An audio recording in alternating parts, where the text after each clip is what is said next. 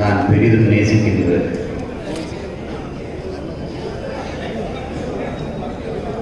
என் உயிருக்கினிய தாய் தமிழ் உறவுகள் அனைவரும்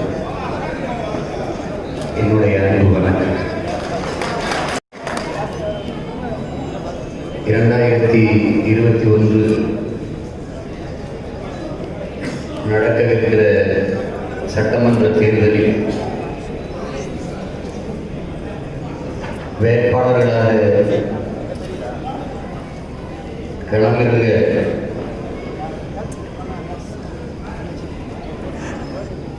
அநியமாக இருக்கிற நான் தம்பிதங்கைகள் அனைவரும் என்னுடைய புரட்சி வாழ்த்துக்கள்.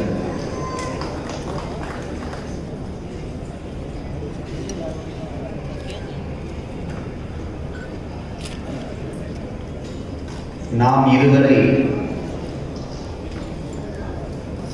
இந்த நிலத்தில் இருந்த அரசியல் அமைப்புகளில் இருந்து முற்றுமுழுதாக மாறி எதிர் திசையில் பயணிக்கிறோம். வேறு ஒரு அரசியலை இந்த நிலத்தில் விதைத்து வளர்த்து வருகிறது.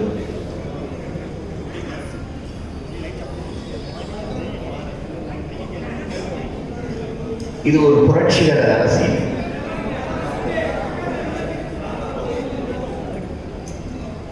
என் அன்பிற்குரிய உறவுகளே, அதனை உணர்ந்திருந்தார்களே, புரட்சி என்பது தனி மனிதனின் விருப்பத்திற்கேற்ப வருவதில்லை. அது கட்டளைக்கு கீழ்ப்படிந்தும் வருவதில்லை. அது வரலாற்றின் போக்கில் முதிர்ச்சி அடைந்து உருவாகிறது என்கிறார். அப்படி நாம் உருவாக்குகிற இந்த அரசியல் புரட்சி என்பது வரலாற்றின் போக்கில் முதிர்ச்சி அடைந்து உருவாகிறது.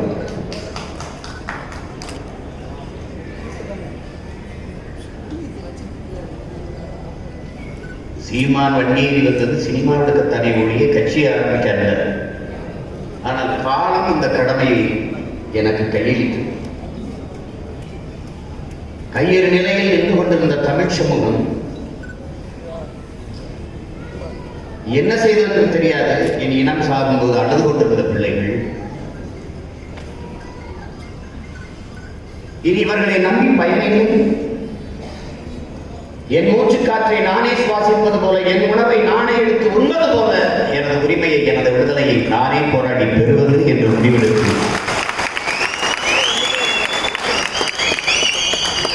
எனக்கான அரசியலை யாரும் தீர்மானிக்க முடியாது, நான் தான் தீர்மானிப்பேன் என்ற உறுதியான கோட்பாட்டை உருவாக்கிக் கொண்டு இந்த களத்திற்கு வந்து இளைய புரட்சியாளர் பகத்சிங் இடத்திலே புரட்சி என்பதுதான் என்ன என்று கேட்கிறார். அதற்கு அவர், புரட்சி என்பது ரத்தம் சிந்தும் வன்முறையாகத்தான் இருக்க வேண்டும் என்பது அல்ல. அது துப்பாக்கி தோட்டாக்களை தொடுவதும் அல்ல. தனி மனிதன் விருப்பத்திற்கு அங்கு வேலையே இல்லை. ஆனால் வெளிப்படையாகவே அநீதிகளால் கட்டமைக்கப்பட்ட சமூகத்தை தகர்த்து முற்றுமுழுதாக ஒரு தூய சமூகத்தை, புதிய சமூகத்தை படைப்பதற்கு பெயர்தான் புரட்சி. அதைத்தான் நாம் செய்து கொண்டிருக்கிறோம். அதை செய்வதற்குத்தான் நாம் வந்தோம். இங்கே வெளிப்படையாகவே அநீதிகளால் கட்டமைக்கப்பட்ட சமூகம். ஊழல் தெரியும், உங்களுக்கு தடுக்க முடியாது. லஞ்சம் வாங்குவார்கள் தெரியும், உங்களால் தடுக்க முடியாது. உங்கள் வளம் களவு போகும், கதறி கொண்டிருப்பீர்கள், உங்களால் தடுக்க முடியாது.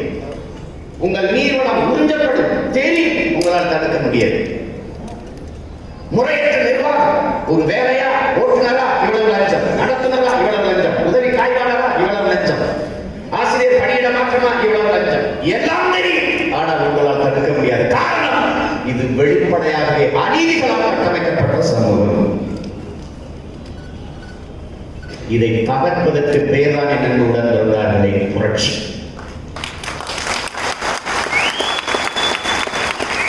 இதை கட்சி ஆட்சிகளால் சரி செய்யவே முடியாது. புரட்சி ஒன்றாக தான் இதை சரி செய்யும். புரட்சி என்பது பெரிய கருப்பாறையை சிறிய கடப்பாறையை புரட்டி போடுகிற முயற்சி. புரட்சி என்பது ஒரு தலையில் மாற்றம். அதிகாரத்தில் இருப்பவன் நாளைக்கு வீதிக்கு வருவான்.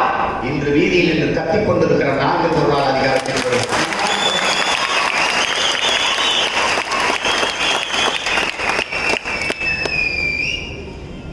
எனவேதான் நாங்கள் இது பேரறிவு செய்கிறோம். இது மாற்றத்திற்கான எளிய மக்களின் புரட்சி. பணம் இருப்பவன் தான் அரசியல் செய்ய முடியும் என்ற நிலையை தகர்த்து ஏழை எளிய மக்கள் தினக்கூலிகள் அன்றாட காட்சிகள் அரசியல் செய்ய முடியும். மக்களுக்கு தூய மனத்தோடு உழைக்க முடியும் என்கிற எண்ணம் கொண்டவர் அரசியலுக்கு வர முடியும். அவனாலும் வாக்கு பெற முடியும், அவனாலும் வெல்ல முடியும் என்கிற நிலையை உருவாக்குவதுதான் நமது பெரும் பொருள். அதுதான் இவர்களுக்கு தேடி தேடி வாய்ப்பு கொடுத்தது. பெண்களுக்கு நம்ம சரியாக 117 இடங்களை சரிபார்த்து கொடுக்கிறோம். அதில் பெருமைப்பட என்ன இருக்கு? பெருமைப்பட என்ன இருக்கு? என் பிறவி கடன் அதை நான் செய்வேன். இது என் சமூக யாருக்கு நாங்கள் தேர்தலில் இடம் கொடுத்தோம்? எங்க தங்கச்சிக்கு, எங்க அக்காவுக்கு, எங்க அம்மாவுக்கு. அதுல உங்களுக்கு என்ன பிரச்சனை? நீ செய்யல, நாங்க செய்யணும். ஏன்? நாங்கள் பிரபாகரன் என்ற பெருந்தலைவரை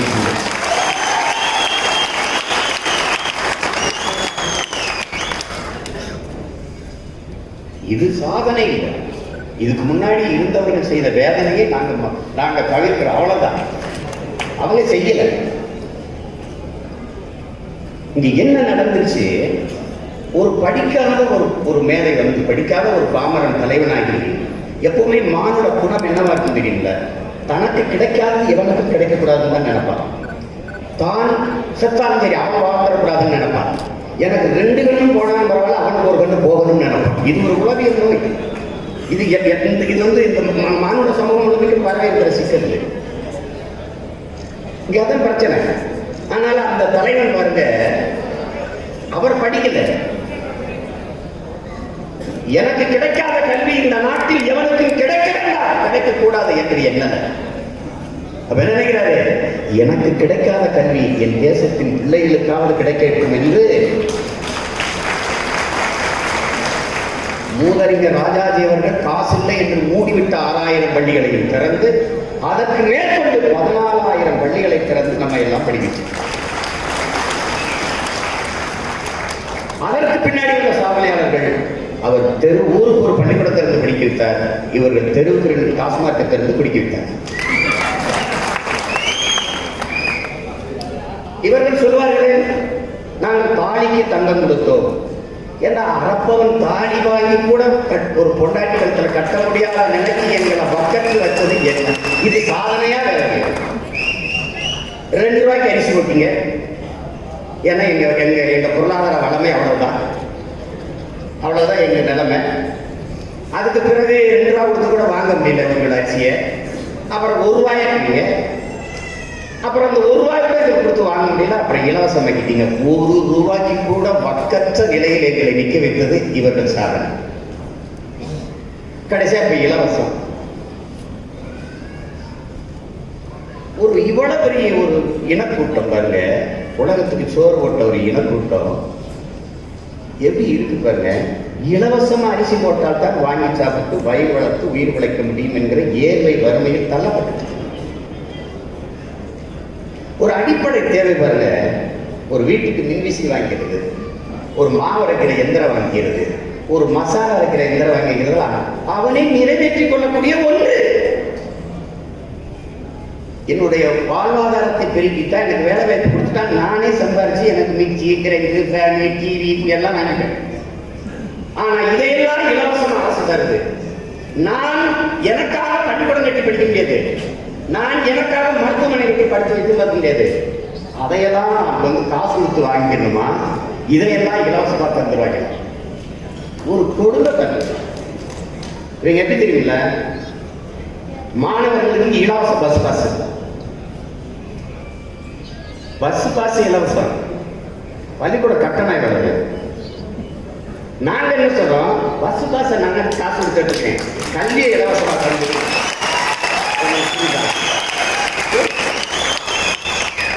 ஆட்சி எப்படி நடத்துவாங்க? பேருந்து கட்டணத்து விலையை 2 மடங்கா ஏற்றிட்டு பஸ் கட்டணத்தை ஸ்கூட்டிக்கு மானியம். இந்த ஸ்கூட்டியை வச்சுட்டு இந்த பியூட்டி எந்த பியூட்டிக்கு போகுது?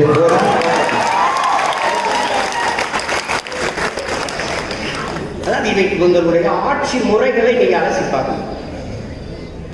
நாம ஆடு மாடு வளர்ப்பதை நான் அரசு பணியாக மாற்றுவேன். என்னோட பெருசந்தை பாலியல் சந்தை மதிப்பு 3 லட்சம் கோடி எப்படி இருக்கு பாருங்க. அதுபோக இந்த 1 கிலோ கறி இருக்கு பாருங்க, கறி ஆட்டுக்கறி 1000 ரூபாய். 190 பேர் கறிங்கிறாங்க.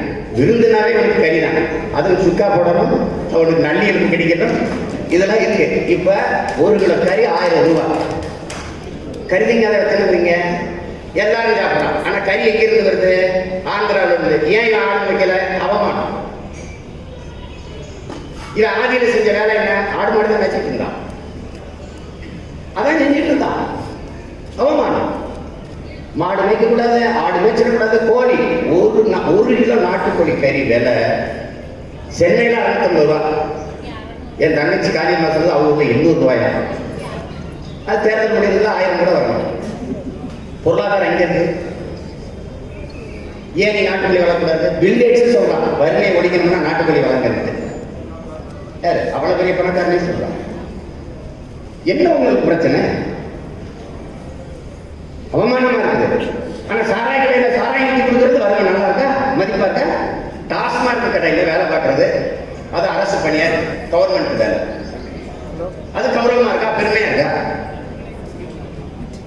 எனவே தான் நான் என்ன சொல்றேன், அரசு பணியா மாத்தி ஆடு மாடு வளர்த்தல், கோழி வளர்த்தல் அவமானம் அல்ல, அது வெகுமானம், அது வருமானம் என்று காட்டணும். நாம சொல்லும் போது விமர்சிக்கிற இவர்கள், இந்த இதழியலாளர்கள், ஊடகங்கள், பெரிய விமர்சன விற்பனர்கள்லாம் அரசு வீட்டுக்கு ஒரு மாடு, வீட்டுக்கு ஒரு ஆடு, அப்புறம் ஒரு நாட்டுக்கோழி, இதை எதுக்கு கொடுக்குது? வளங்க கொடுக்குது. அது வீட்டுல கொடுக்குது வளர்க்குன்னு, நான் நாட்டுல வளர்ப்பேன்னு சொல்றேன்.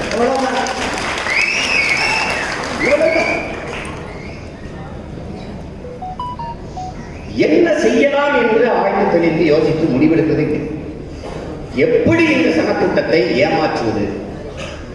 2500 ரூபாய் கொடுத்ததெல்லாம் அப்படிதான். ஓட்டுக்கு பேர காசு கொடுத்துருந்தது. இந்த பாருங்க, இந்த பக்கம் 2500 ரூபாய் வாங்க ஒரு கூட்டம், வாங்கின உடனே இது இந்த தெரு, வாங்கின உடனே இந்த டாஸ்மாக் கடையில அதே ஒரே சாலை தான். அந்த மரத்துல இந்த வரும், இந்த கொடுக்குற இடத்துக்கு இருக்க மாதிரியே கடை வச்சிருக்கு. ஏன்னா ரொம்ப தூரம் போய் கஷ்டப்பட்டு ஒருவேளை காசு வாங்கிட்டு வந்துட்டு நடந்து போகும்போது யோசிச்சு வீட்டை கொண்டு போயிடுவோம் நினைச்சு மாறிட்டாங்க, குடிக்காம போயிட்டாங்க.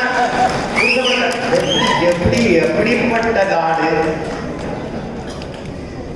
அதாவது ஒன்றையும் நீங்க ஆய்வு செய்து பார்த்தீங்கன்னா உங்களுக்கு உறக்கமே. அதுவும் தமிழின மக்கள், தமிழினம் தலைமுறையினர் ஆழ்ந்து இதை சிந்திக்கும். நாம் ஒரு அழிவின் விளிம்பில் நின்று கொண்டிருக்கிற சமூகமா எதுவுமே கிடையாது. இன்னும் சரியாக 10 ஆண்டுகளில் நம் தாய்நிலம் பாலைவனமாக, எந்த உயிரினமும் வாழ்வதற்கு வாய்ப்பற்ற நிலமாக மாற்றப்படும். அத கவனத்தில் வச்சுக்கிட்டு எப்படியாவது இந்த நிலத்தை பாதுகாத்து, இந்த சின்ன சின்ன பிள்ளைகள் எல்லாம் வந்திருக்கல, இவங்க வாழ்வதற்கான பூமியாக அதை விட்டுட்டு போக வேண்டும் என்கிற வெறி, லட்சிய உறுதி நமக்கு. அதை கவனத்தில் வச்சுக்கணும்.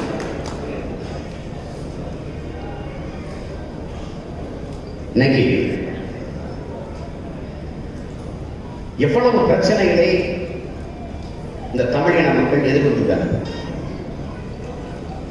நம்மகிட்ட ஒரு அதிகாரம் இருக்கு, ஆட்சி இருக்கு, இவ்வளவு கட்சி இருக்கு. ஆனால் 4 மீனவனை அவன் எந்த திமிரில் எதுவுமே இவர்களால் எதுவுமே செய்ய முடியாது, என்ன செய்து விடுவார்கள் என்றதெல்லாம் அவன் அடிச்சு கொண்டு தீ வச்சு கொளுத்தி, அப்படிலாம். அப்ப இத்தனை கோடி மக்கள் நம்ம இருக்கோம், அவனுக்கு ஒரு அச்சமே இல்லையே. அது எப்படி? 845 மீனவர்களை இதுவரை கொண்டு சிங்களர். அந்த நிலத்தில் 2 லட்சம் தமிழ் உறவுகளை நம்ம இன சொந்தங்களை கொண்டுள்ளோம். என்ன செய்ய முடிஞ்சிருச்சு நம்மளால? ஒன்றும் செய்ய பாருங்க. பாகிஸ்தான் ராணுவ வீரர்கள் நம்ம நாட்டு ராணுவ வீரர்கள் 2 பேரை கழுத்து அறுத்து போட்டுறோம். இதுல என்ன கேள்வி? கழுத்தறுத்து போட்ட ஐயோன்னு சொல்றது. நம்ம என்ன கேள்வி எழுத வேண்டியது? ஏன் அந்த வீரர்கள் நம் நாட்டு வீரர்களை கழுத்தை அறுத்து கொன்றார்கள்? நம் நாட்டு வீரர்கள் கையில் ஆயுதம் இருந்ததா இல்லையா? இருந்தது. அப்ப ஏன் நம்ம எப்படி கழுத்தறுக்கிறவரை என்ன பண்ணி சுட்டுக்கலாமே? துப்பாக்கி இருந்து தோட்டா இல்லை. இது எப்படி சீமான் நமக்கு தெரியும்? அந்த பார்டர்ல நிக்கிறாங்கல்ல பாதி பேர் என் கட்சிக்கார.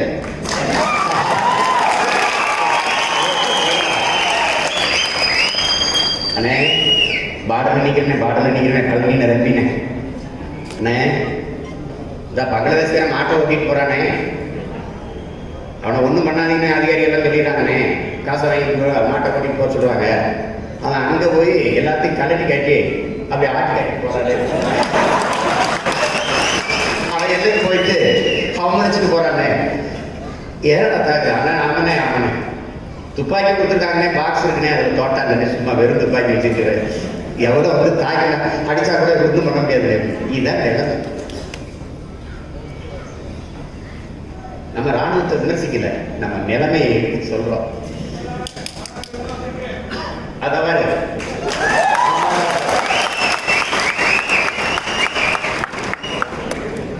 ஒரு சீக்கிய இளைஞன் வந்து எனக்கு நல்லா சாப்பாடு போடலை. இவர்கள் என்ன பண்றாங்க? அவன் மனநோயாளின்ட்டாங்க. அவன் கொண்டாட்டி மனநோயாளினா இப்ப நீ பட்டாளத்தில் எடுத்துக்கிறியா கேட்டு சேர்த்துக்கிறியா? அங்கே இருந்து நம்ம வந்து தமிழ்நாட்டுக்கு மட்டும் ரசிகன் பேசல, உலகத்துக்கு பேசுகிறோம். உலகத்துக்கு பேசுகிறோம். ஏன்னா உலகம் முழுமைக்கும் பரவி வாழ்ந்தவன் தமிழன், தெற்காசிய முழுமைக்கும் வாழ்ந்தவன் தமிழன், இந்திய துணைக்கண்ட முழுமைக்கும் பரவி வாழ்ந்தவன் தமிழன். அதனாலதான் நம்ம என்ன பண்றோம்? பாரத நாடு பைந்தமிழர் நாடு என்று உலகத்தில் இந்திய நாடு என்ன? இதை நான் சொல்லல, இந்தியாவிலேயே ஒரு அறிவில் சிறந்த ஆசான் ஒருத்தர் புரட்சியாளர் அம்பேத்கர் அவரே சொல்றார். இந்த நாட்டை என்னாடு என்று சொந்தம் கொண்டாடி கொள்ள இந்த நிலப்பரப்பில் ஒரே ஒரு இனத்திற்கு தான் உரிமை உண்டு, அது தமிழினத்திற்கு மட்டும்தான்.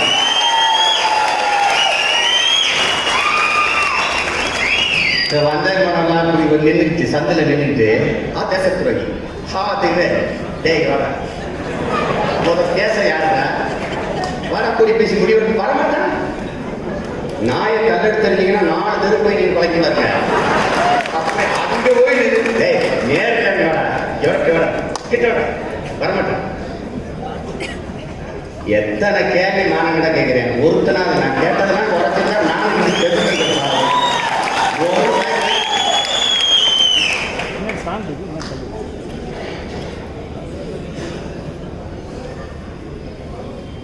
ஒரு கொடுமையான எப்படி சொல்றது ஆட்சியாளர்கள் நாம சிக்கிட்டோம்.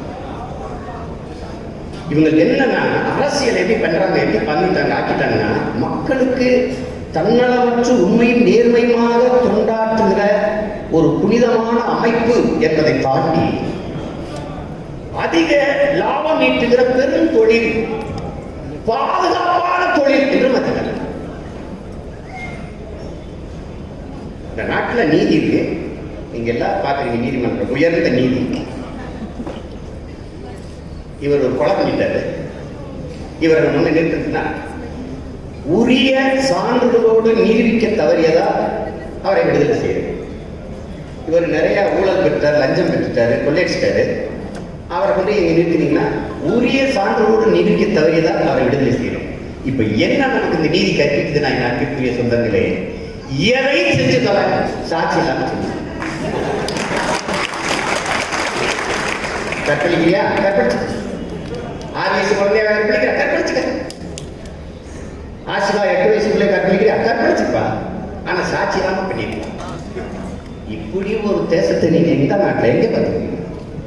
எங்க பார்த்து கொடுமை.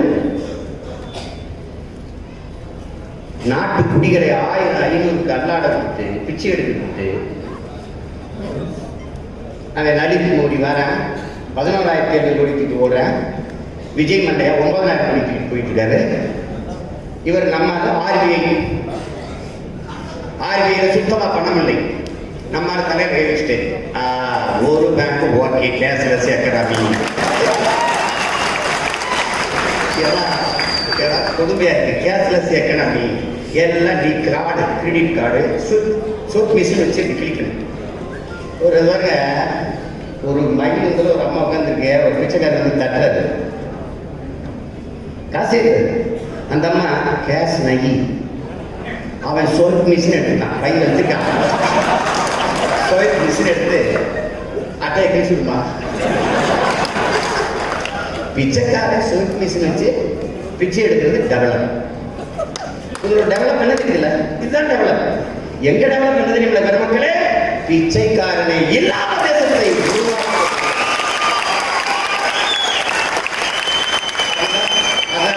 அவங்களுக்கு நமக்கு இருக்கிற வேறுபாடு அதுதான். இவன் கோட்பாடு என்ன தெரியுமில்ல, நீங்க பட்டினி எடுத்து செத்து போயிட்டீங்கன்னா உங்களை கட்டையில ஏறிக்காம கரண்ட்ல ஏறிக்கிறது வளர்ச்சி. எங்க கோட்பாடு என்னன்னா, பசி என்ற வார்த்தையே என் தேச குடிகளிடத்தில் இல்லாத ஒழிப்பு. அது என்ன வடிவமைக்கிறார்? அரசே வேளாண்மை பண்ணை நிலங்களை அங்கே படித்தவர் படிக்காதவர் அனைவருக்கும் அரசு வேலை.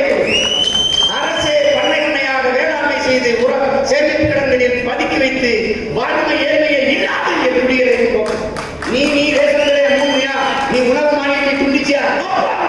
நானே வச்சிருப்பேன். குறிஞ்சி அங்காடி, நெய்தல் அங்காடி, மருதம் அங்காடி என்று நானே திறந்து என் மக்களுக்கு குறைந்த விலையில் இருப்பேன். உனக்கு காசு தேவைப்படாத. கல்வி பெற்றுக் கொடுங்க, பிள்ளைகளை கற்றுக் கொடுக்கிறோம் நாங்கள். பிள்ளைகள் உங்கள் வீட்டில் செல்வங்கள் என் நாட்டின் செல்வங்கள்,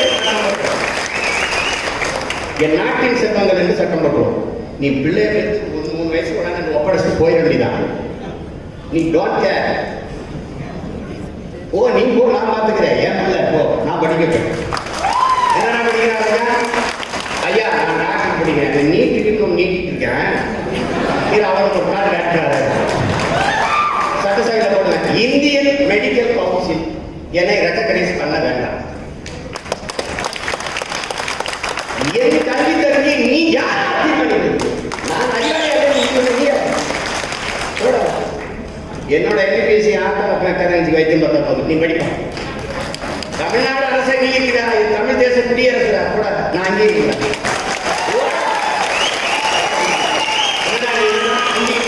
பீகாரில் வந்து மருத்துவம் வர முடியாது, கேரளா வர முடியாது, ஆந்திரா வர மாட்டேன். அவ்வளோ நான் தென்மாநில நம்மளுக்கு சுற்றி நான் பேச மாட்டேன். நீட்டை ஒழிக்காம நம்ம பிள்ளை படிக்க முடியாது. நான் படிக்க உனக்கு நீ கேரளா இருந்த குரு இல்லை, நீங்கள் ஒரு மாற்றிக்கும் முடிஞ்சிருச்சு. இல்லைன்னா தமிழ்நாட்டில் படிக்கிறது தமிழ்நாட்டில் வேலை செய்யணும். நான் டாக்டர், ஏன் டாக்டர் ரஷ்யாவில் வேலை செஞ்சுருவான், அமெரிக்காவுக்கு போயிடுவான். நீ என்ன கேட்கிறீங்க? என்ன கொடுமை நடந்துச்சு? வேற என்ன படிக்கணும்னா, ஐயா எனக்கு ஓடுறது பிடிக்குங்கயா, ஓட. ஐயா எனக்கு ஆடம் பிடிக்குங்கயா, ஆடம். நம்ம பல பயிற்சி சாட்சியம் உருவாக்கி விடுவோமே. ஒரு நல்ல மாணவனை உருவாக்க முடியாத அந்த கட்டடம் எப்படி ஒரு நல்ல தலைவனை தேர்வு செஞ்சு அனுப்பிப்பட்டது? இப்ப என்ன பண்ணணும் பாருங்க. அம்மையார் ஜெயலலிதா உடம்பு முடியாது, ஐயா எம்ஜிஆர் உடம்பு முடியாது போயிட்டாங்க. அம்மா ஐயா கலைஞர் அவர்கள் உடம்பு முடியல. இப்ப ஐயா எம்ஜிஆர் என்ன பண்றாரு, அரசு மருத்துவமனை இருக்கு, கவர்மெண்ட் ஹாஸ்பிட்டல், நேர அப்பளோவில் பட்டது. அந்த அப்பளோ முதலமைச்சர் அவன் அப்பளோ மாதிரி உலக புகழ்படுத்தான். அந்த அப்பளோ இப்ப பாருங்க தெருவு வச்சிருக்கான். அப்புறம் ஐயா கருணாநிதி அவர்கள் வந்து என்டி ராமச்சந்திராவில் படுத்துறாரு. அப்புறம் கார்கில படுத்துறாரு. அம்மா ஜெயலலிதா அவங்க அப்பளோவில் படுத்துறாங்க. 75 நாள் படுத்துறாங்க. அந்த அப்பளோ ஹாஸ்பிட்டல் போயிட்டாங்க. அங்கே பொங்க வச்சு அங்கே சூடம் கட்டி அது பார்த்தீங்க. ஆனா இவங்க தான் கவர்மெண்ட் ஹாஸ்பிட்டல் நடத்துறாங்க.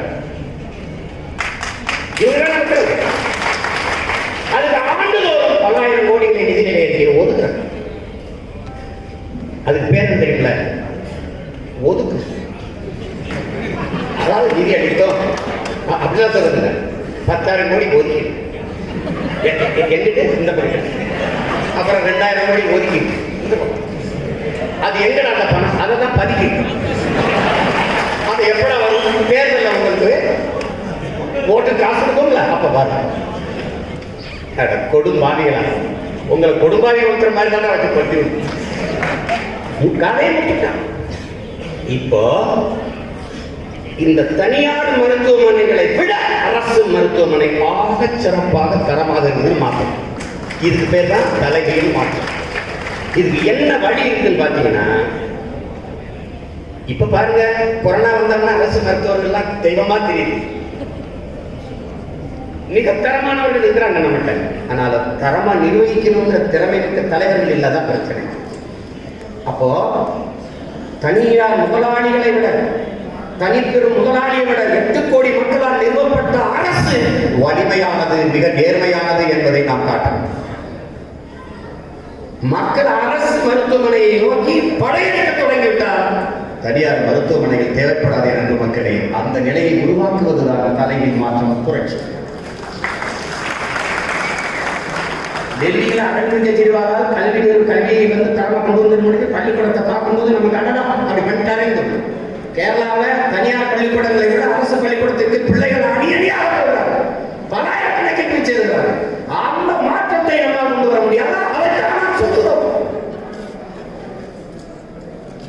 தனியார் முதலாளி விட அரசு இவருடைய அரசு, தமிழ்நாடு அரசின் தன்மான இழப்பில்லையா, நான் என் பிள்ளைக்கு நம்ம கொடுக்க முடியாதா? கொடுப்பேன். அதான் மாற்றம். தனியார் பள்ளிக்கூடத்தில் படிச்சாயா அந்த கவர்மெண்ட் வேலைக்கு ஆரம்பிக்கும். அரசு பள்ளி கல்லூரியில் படித்தவர்களுக்கு வேலை முன்னுரிமை முடிந்தது. எல்லாம் அரசு பள்ளிக்கூடத்துக்கு கிளம்பிடுவாங்க.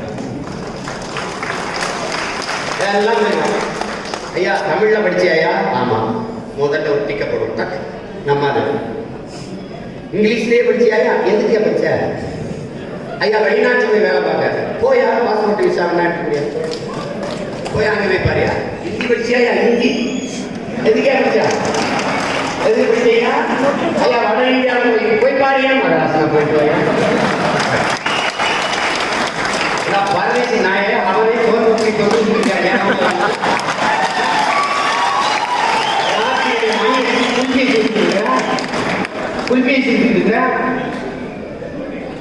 அங்க வந்து மேசையில இலையை எடுத்துட்டு மேசையை தொடச்சிட்டு இருக்காங்க பூரா எல்லா வீட்லையும்.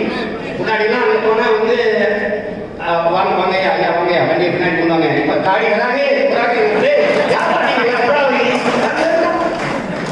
1.5 கோடி பேர் சேர்த்தாங்க. எப்படி ஹிந்தி படிச்சது என்னை சொன்னாங்கல்ல, அவங்க வட இந்தியாவில இருந்து எல்லாரும் வேலைக்கு வந்துட்டாங்க, அவங்களோட பேசுறதுக்கு நமக்கு ஹிந்தி வேணாமா?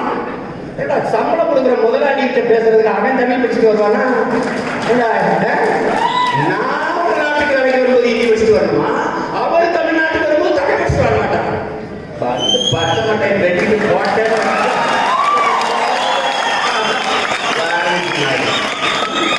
என்ன கொடுமை பாருங்க. அது ஒரு அம்மா சொல்லுது, ஒரு அழிவான அம்மா சொல்லுது, நீங்க எப்படி பானிபூரி சாப்பிட்டு வாங்கி சாப்பிடுறீங்க? அவரை பானிபூரி அப்படி எப்படி கேட்பீங்க? நான் என்ன இருக்கிற அவங்க போய் பானிபூரி வாங்க.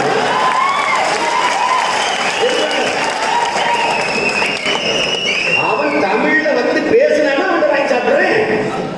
போட எனக்கு ஹிந்தினாவே வாங்கி தான்.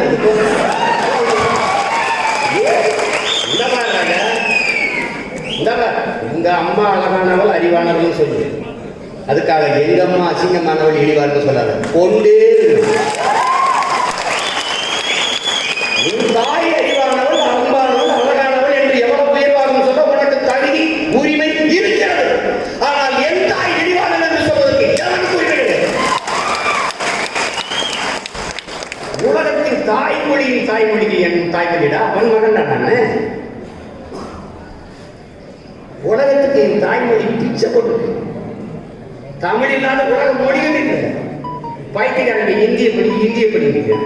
வேற எங்க அண்ணா அவர்கிட்ட பாராளுமன்றத்தில் பேசிக்கும்போது அவர் உறுப்பினர் எதிர்த்து சொல்றாரு, அண்ணா உங்களுக்கு எவ்வளவு அறிவு இருக்கு, ஆங்கிலம்லாம் எப்படி பேசுறீங்க, நீங்க நினைச்சா 3 மாசத்துல ஹிந்தி படிச்சுக்கலாம். ஆமா, அதுக்கு மேல படிக்கிறதுல என்ன இருக்கு?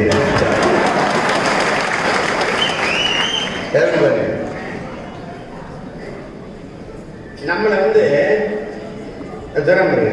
ஒரு 3ஆம் வகுப்பு 5ஆம் வகுப்பு தமிழ் படிச்சுக்கோங்க, அதுக்கப்புறம் இங்கிலீஷ் படிச்சுக்கோங்க. என்னமா கேள்வி? இங்கிலீஷ் படிச்சவங்களுக்குலாம் எங்களை கூட்டு வேலை கொடுக்குறேன். கவிக்கு அப்துல் ரஹ்மான் வந்து அமெரிக்காவில் போய் பேசியிருக்காங்க. அப்போ இந்த மாதிரி தமிழர்கள்லாம் கூடியிருக்க இடத்துல என்ன நீங்கள் தமிழ் படிங்க, தமிழ் படித்தா வேலை கிடைக்குமா, சோறு கிடைக்குமா, வர்றதா இது? நீங்கள் தமிழர் தானே? ஆமாம். ஏன் அப்படி கேட்குறீங்க? அவர் தமிழரை தவிர வேற உலகத்தில் எவன் இப்படி கேட்பான்? அவன் தான் கேட்டார். அவரே நீங்கள் என்ன வேலை பார்க்குறீங்கன்னு கேட்குறாரு அமெரிக்காவில். நான் கம்ப்யூட்டர் இன்ஜினியர், கணி பொறியாளர். அமெரிக்கா உங்களுக்கு வேலை கொடுத்துருக்கிறது உங்களுக்கு கணினி அறிவிக்கா, உங்கள் ஆங்கில திறனுக்கு. ஆங்கில திறனுக்குன்னா உனக்கு நிச்சயமாக வேலை இருந்திருக்காது. ஏன்னா அவனை விட நீ ஆங்கிலம் பேசிக்க முடியாது, அறிஞ்சிக்க முடியாது. நான் தாய் முடியும். உன் கணினி அறிவு தான் எனக்கு வேலை கொடுத்துட்டாங்க. இதை புரிஞ்சுக்கிறாம குழப்பிக்கிட்டு அலையாதுங்கன்ற அதை நீங்க புரிஞ்சுக்கணும். ஆங்கிலம் ஒரு மொழி, அறிவல்ல. வெள்ளை ஒரு நிறம், அழகு. இதுதான் ஆங்கிலம் படிச்சு அறிவாளி ஆகலாம். உங்க கேட்கறது உங்க இங்கிலீஷ் நாலேஜ் கொஞ்சம், இங்கிலீஷ் லாங்குவேஜ்ரா, நாட் நாலேஜ்ரா. என் தம்பி வெற்றி சொன்ன மாதிரி யார் சீட்டு கொடுத்தீங்க, ஏன் இவரை நிறுத்தினீங்க, அவரை ஏன் நிறுத்தினீங்க, அதெல்லாம் என்கிட்ட கேட்கவே கூடாது. அன்னை போட்டுக்குள்ள ஓடும். எல்லா விளையாட்டுக்கும் ஒரு லாரிக்கு போடும். எல்லா விளையாட்டும், கால்பந்தா, கையெழுத்து வந்தா, கூடைப்பந்தா, கபடியா, கிரிக்கெட்டா, எல்லாத்துக்கும் ஒரு கோடு. 100 மீட்டரா, 200 மீட்டரா, 800 மீட்டரா, 1500 மீட்டரா, 5000 மீட்டரா, எல்லாத்துக்கும் ஒரு சார்ட் போடுறாங்க, ஒரு கோடு. அந்த கோடுக்குள்ள ஓடு, அதுக்குள்ள விளையாட்டு. பாக்ஸிங்கா, கராத்தையா, எல்லாம் இருக்கு. அது மாதிரி நாம் தமிழர் கட்சிக்கு ஒரு கோடு, அதுக்குள்ள ஓடும். அண்ணன் எந்த திசையில் விரணிக்கிறோம் அந்த திசையில் பாயிருக்கு கத்துக்க. அதான் நீங்க செய்யணும். ஒன்றை நீங்கள் கவனத்தில் நான் முன்பு உடன் பிறந்தார்களே, ஒவ்வொரு முறையில் பேச வைக்கிறார்கள். நான் மக்களின் கருத்துக்கானவன் அல்ல, மக்களின் நலனுக்கானவன். வேலை செய்யணும்னா முடியாது. லட்சம் பேர் லட்சம் போல வச்சுட்டு ஆளுக்கு ஒரு கருத்து இருக்கு. அப்படி செஞ்சுக்கூடாது, இப்படி செஞ்சுக்கூடாது, அப்படி செஞ்சுக்கூடாது. நான் அதெல்லாம் எப்படி ரூபா தட்டை கட்டி போட்டு தைக்கிறேன். சரியா?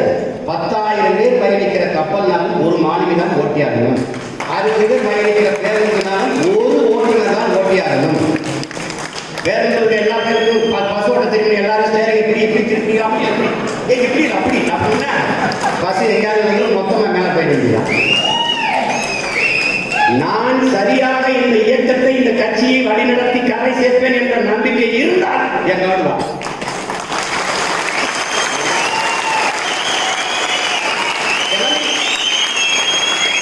இவரை நீக்கி அறிவிக்கிறோம்னு ஒரு கடிதத்தால் வீணாக்கி, என் கையெழுத்தை வீணாக்கி கிளம்பிடு. உனக்கு கட்சியா இல்ல, நீ சொல்றதெல்லாம் கேட்கிற தலைவர்கள் இருக்கிற கட்சியிலே சேர்த்துக்க. உன்னை கும்பிடு. எனக்கு தெரியும் ஒரு முனைவர் இருந்தாரு. அவரை சேர்த்து அவருக்கு சீட்டு கொடுக்குறேன்னா அவரை உருவாக்கணும்னு நினைக்கிறேன். கனகத்துறையா சுற்றுச்சூழல் பாசுற இப்பதான் சேர்ந்தாங்க. நான் இன்னைக்கு கட்சியை நான் வளர்த்து பேர் இயக்கமாக மாற்ற வேண்டும் என்றால் எவனை களத்தில் இருக்கிறார், சண்டை சரியாக நடக்கும் முடிவு செய்ய வேண்டியது நான் தான். நான் தான் கட்டளை தளபதி. போருக்கு நீ போ முதல்ல. இப்ப கபடிக்கு நான் தான் கேப்டன்னா நான் தான் தீர்மானிக்கணும். ஃபர்ஸ்ட் டைம் நீ போடாங்க அப்படின்னா எல்லாரும் தீர்மானம். ஆனா எல்லாருக்கும் ரைடு கொடுப்போம். கொஞ்சம் பொறுங்க. 7 பேர் ஒரே நேரத்தில் பாடி போக முடியாது.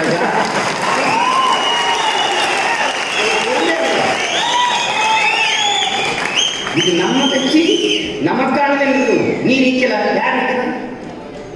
உன் உடன் பிறந்தவர் இங்கே நிற்கிறான். உன் மாமன் அண்ணன் இருக்கு.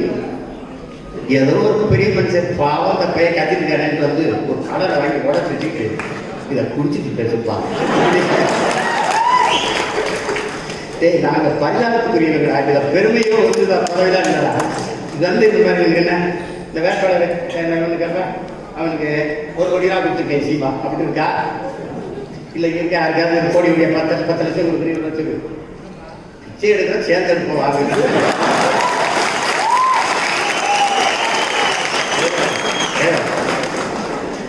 நீயே வந்து சில பேர் என்ன மதிக்கல, எந்த பகுதியில் நான் மதிக்கல, இதை மதிக்கல.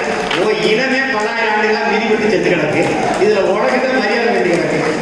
அடிமையில இல்லடா முன்னடிமை பின்னடி, அதுல ஏடா கொடுமையா. நான் பெரிய அடிமைங்க, இவர் கொஞ்சம் சின்ன அடிமைங்க. அடிமை அடிமை தானே பைத்தியக்காரங்களா, என்னத்தையாவது உங்க பேஸ்ட் அடையக்கூடாது. ஒன்றுதான் தம்பி, விருப்பம் இருந்தால் இருக்கக்கூடாது, இல்லைன்னா விலகி. எங்கள் தலைவர் நமக்கு கற்பிக்கிறார். என்ன கற்பிக்கிறார் நம்ம தலைவர்? இந்த கப்பல் பாதுகாப்பாக கரை சேர்ந்து விடும் என்ற நம்பிக்கை மக்களுக்கு வந்துவிட்டால் எல்லோரும் ஏறி விடுவார்கள். இப்போ உங்க அண்ணனுக்கு, உங்க அண்ணன் எனக்கு இருக்கிற ஒரே பொறுப்பு என்னன்னா, இந்த கப்பல் கரை சேர்ந்து விடும் என்கிற நம்பிக்கையை என் இனக்கூட்டத்திற்கு நான் உருவாக்க. இந்த ரிலே ரேஸ் ஒரு குச்சியை கொடுப்பா, அந்த கொச்சியை கொண்டு கொடுத்த பிறகு அவன் அதை வாங்கிட்டு ஓடணும். அவன் 100 மீட்டர் கிடக்குவான், அதை வாங்கிட்டு அவன் ஓடணும். அவன் 100 மீட்டர் கிடக்குவான், கடைசியா 800 மீட்டர் முடிப்பாங்க.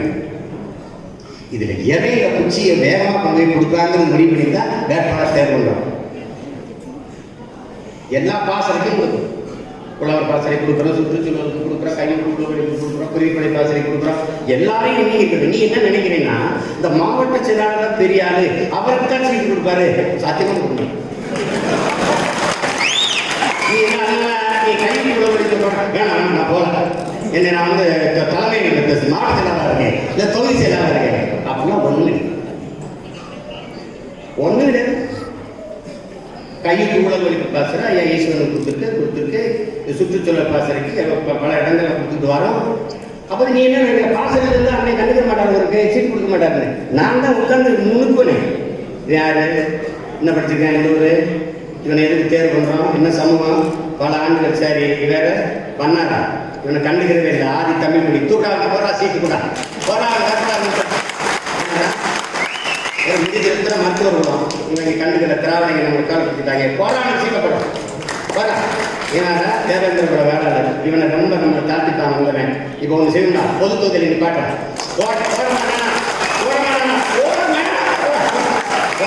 நாங்க நினைக்கிறது செய்து வந்தவங்க, நீங்க நினைக்கிறது செய்து நாங்க வந்தவங்க.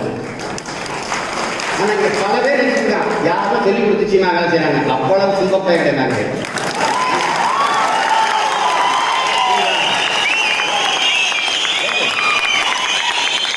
உலகத்துக்கே பாடம் கொடுக்குறேன் நான். நீ எனக்கு வந்து அவர் வச்சு கேட்பாரோ, இவர் வச்சு கேட்பாரோ, எவர் வச்சு கேட்கணும். இந்த உலகத்துல ஒரே ஒரு ஆள் பேச்சை கேட்டேன்னா அது எங்க அண்ணன் பேச்ச மட்டும்தான்.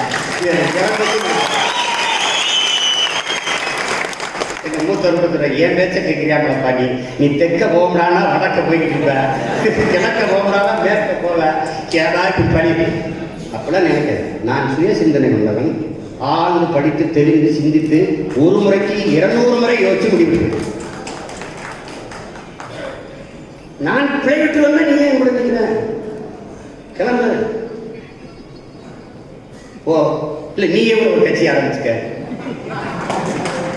நீ நல்லா நடத்து, நான் கூட வந்து சேர்ந்துக்கிறேன்.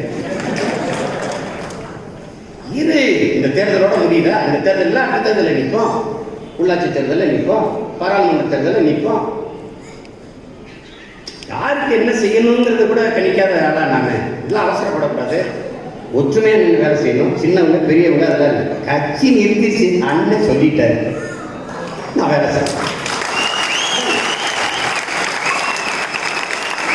நான் ஒண்ணு சொல்றேன், அண்ணன் பேச்சையே நீ கேட்கல, வேற இடம் பேச்சு கேட்டு கூட போறேன், இடம் பேச்சு கேட்டு கூட போறேன். எவன் உனக்கு என்னையோட அன்போடு உரிமையோட உனக்கு உண்மையை பேசுவான், எவன் பேசுவான்? ஒருத்தன் எடுத்துறதில்லை, ஏமாத்துவான், வேணா எல்லாரும் ஏமாத்துவான். இதனால அந்த வகையெல்லாம் விட்டுட்டு வேட்பாளரை நிறுத்திக்கிற பிள்ளைகளுக்கு உடற்பூர்வமாக ஒன்றுபட்டு வேலை செய்யணும், கடுமையா உழைக்கணும், விட்டுறக்கூடாது. இந்த வாட்டி விட்டுறக்கூடாது. தேர்தல் 4 இருந்து அதுக்கு முன்னாடியே சொல்லிவிடுது, போய் எனக்கு வேலை செய்யுங்க, வேலை செய்யுங்க. போங்க ஒற்றுமையா இருங்க, இருந்து தெருவா போய் கும்பிடுங்க. நம்ம சொந்தக்காரங்கிட்ட நம்ம நிலத்துல இது பண்றோம். இவரையும் அந்த தொகுதியில் இருக்கிறீங்க, அவரை எந்த தொகுதியில் இருக்கிறீங்க. இதையே இந்தியா ஜெயலலிதா கேட்கிற, நீ யார் எந்த தொகுதியில் நிற்கிற, அதே அந்த தொகுதியில் நிற்கிற, ஏன் கேட்கல? இது என்னாடு, நான் எங்க வேணாலும் நிற்பேன், எங்க வேணாலும் நிற்பேன், எங்க வேணாலும் நிற்பேன். அதனால் அறிவார்ந்த என்ற தமிழ் ஒருவர்களின் தம்பிதங்கைகள் இந்த தேர்தலை கடுமையான தேர்வாக, ஒரு போராக கருதிக்கொண்டு அரும்பாடாட்டம். எப்படி பார்த்தாலும் வெற்றிக்கு ஒரே வழிதான் இருக்கு, கடுமையான உழைப்பு. அந்த உழைப்பை கொடுப்பதை தவிர வேற வழியே இல்லை. நாம் சிந்துகிற வேலையில் தான் நம் மீது தெளிக்கப்படுகிற கண்ணீர் துளிகள் இருக்கிறது என்பதை நீங்கள் புரிந்து கொண்டு கடுமையாக உழையுங்கள். உறுதியாக நாம் வெல்லுவோம். நம் விவசாயத்தில் நம் தெரியாத வீடில்லை என்று உறுதி செய்யுங்கள். ஏனென்றால் உழவு இல்லை என்றால் உணவு இல்லை, உணவு இல்லை என்றால் உயிர்கள் இல்லை, உயிர்கள் இல்லை என்றால் உலகம் இல்லை. எனவேதான் நாம் சொல்கிறோம், உழவை மீட்போம், உலகை காப்போம் என்று.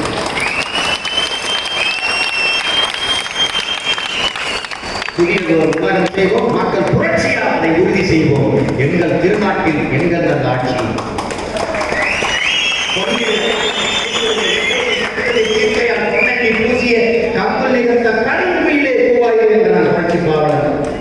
களத்தில் இறங்கி விளையாடுகிற அண்ணன் கூட நிற்கிறேன். நம்பிக்கையோடு இருக்கிறேன், உறுதியாக